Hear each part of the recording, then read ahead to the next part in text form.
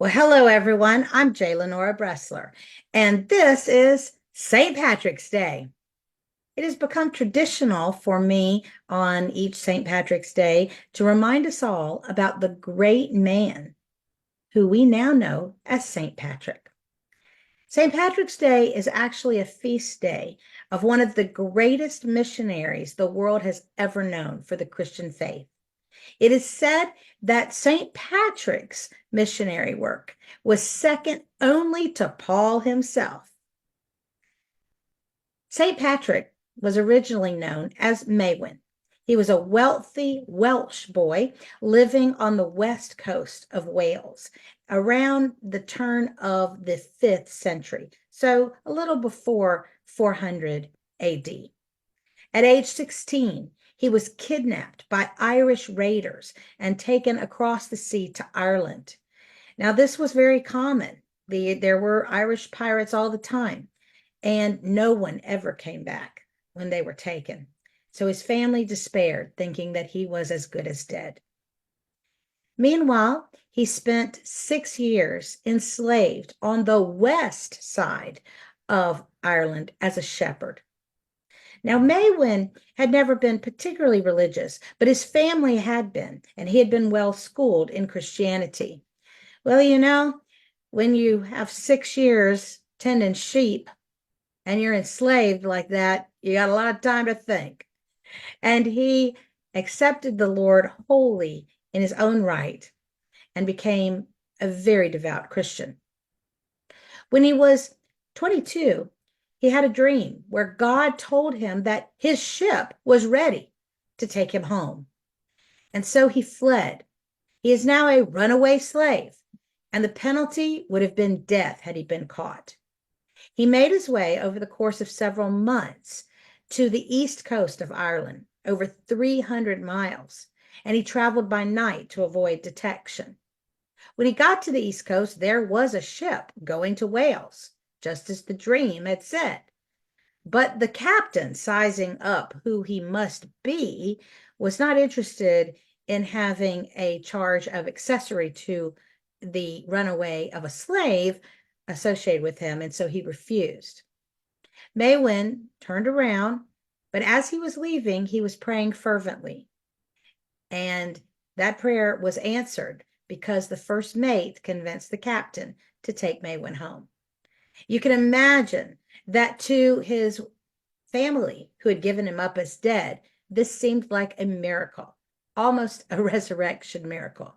And it certainly is how Maewyn himself felt about it. He wanted to give his life to God, and so he started to study to be a priest. Then he had another dream. In this dream, the voice of the Irish begged him to come back and teach them about God. And he was all for it, despite the fact that he was still considered a runaway slave and could have been killed if he set foot back in Ireland. But he was willing to take that chance. Now, the Catholic Church had just determined that they wanted to send the first official Christian missionary to Ireland.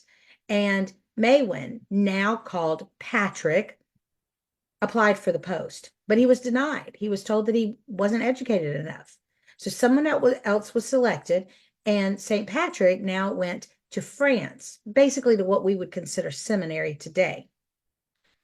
The original missionary that was sent, however, was woefully unsuccessful.